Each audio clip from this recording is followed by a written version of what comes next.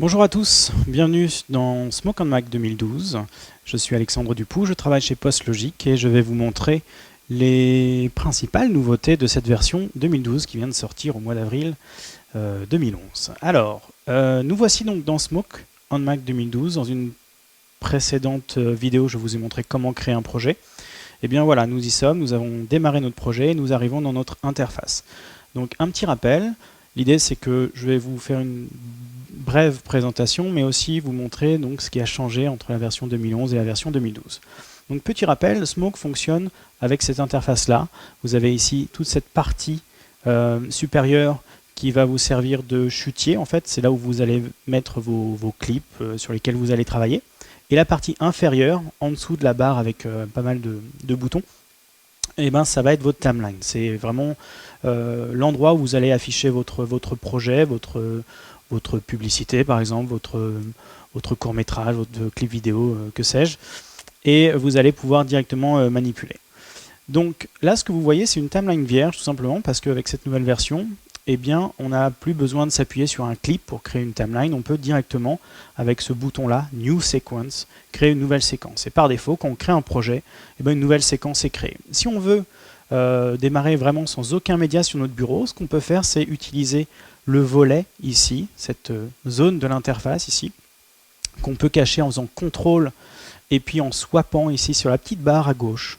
En faisant CTRL et en tapant le curseur sur le bord de l'écran, on peut faire disparaître ce volet. Donc comme ceci, ou alors si on clique CTRL et on swap sur la droite, on va pouvoir le faire apparaître de l'autre côté. Donc ça, c'est en fonction de vos envies. Ce qu'on peut faire, c'est qu'on peut sélectionner donc All et faire un delete pour enlever tout ce qui existe sur mon bureau à l'heure actuelle. Et donc comme je vous le disais, on peut très bien faire New Sequence pour créer donc une nouvelle séquence, une nouvelle timeline prête à accueillir nos différents clips. Donc cette zone-là, la zone où je fais bouger mon clip, ça s'appelle un Record Area.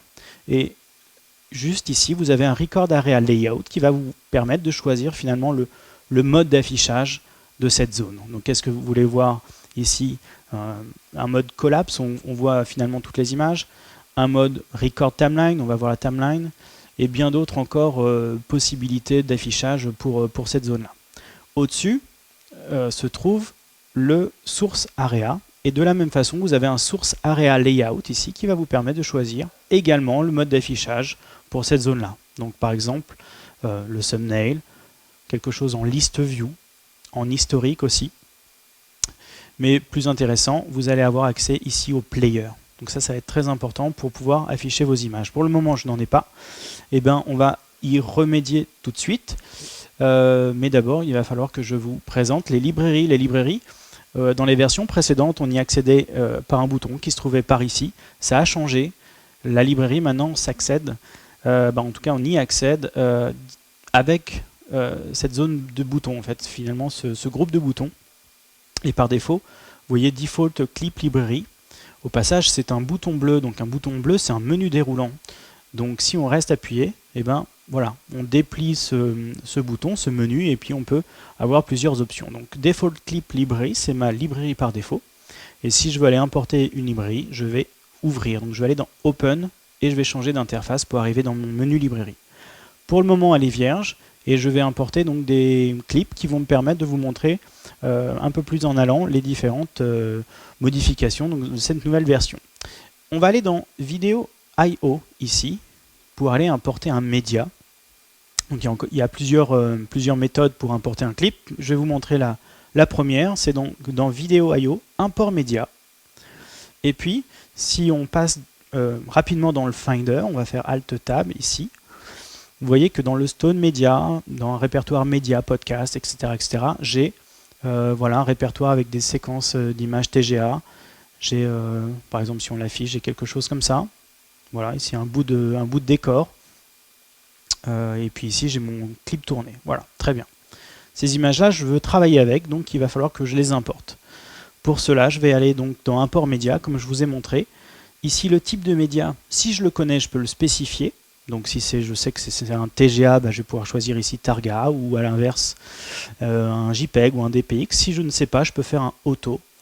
Et puis je peux aller naviguer ici donc dans Volume Stone Media ou alors directement rentrer la barre d'adresse, ou alors remonter aussi dans les répertoires, comme ceci. Donc je remonte au sommet, donc au slash, et je choisis volume, Stone Media, média, podcast, voilà, et je vais avoir mes différentes séquences. Ce que je peux faire, c'est un scan subdirectory, et automatiquement, alors il va falloir que je me mette en targa, et automatiquement il va me trouver en fait toutes mes séquences.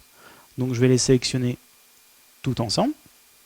Je vais bien choisir RGB-A si je souhaite avoir l'alpha sur les targas, ça peut être très important et très intéressant. Je vais choisir ici séquence. Là je peux choisir aussi des métadatas, donc ça sera intéressant dans une config de confo, et c'est pas tout à fait l'objet de cette présentation. Et puis on a quelque chose de très important, c'est ce bouton là qui s'appelle Soft Import Full Res.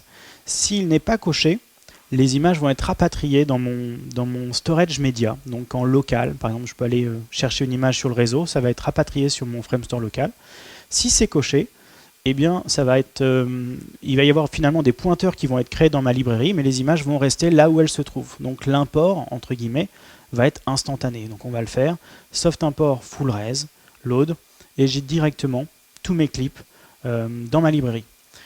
Donc je peux les sélectionner. Et puis tout de suite après, je fais un load to desk pour les voir apparaître dans ma source area, en fait, dans mon source area, comme ceci. Donc voilà, donc maintenant j'ai importé quelques images. Si je veux les visualiser un petit peu mieux, ce que je peux faire, c'est une fois que j'ai sélectionné une image, je peux faire, alors j'allais vous présenter les raccourcis clavier, mais on peut revenir ici sur ce que je vous ai dit en début de vidéo. Au niveau du source area layout, je peux choisir donc un player en standard, ou alors un player en full screen, ou alors un triptyque, donc avoir trois players, donc ça ce sera très utile quand on parlera de timeline, ou alors un source rec, et donc là je vois ma source, et puis à droite je vois ma timeline. Donc de la même façon, pour une considération de montage, ça peut être vraiment très important. On peut rester sur standard, et puis faire un play, pour avoir finalement un aperçu de ma séquence entière. Donc là il y a 50 frames, 2 secondes, et on va essayer de faire un petit trucage assez intéressant avec ces clips là. On se retrouve très vite dans une prochaine vidéo pour vous montrer comment on va importer ces images dans le module Action et commencer un compositing. À bientôt.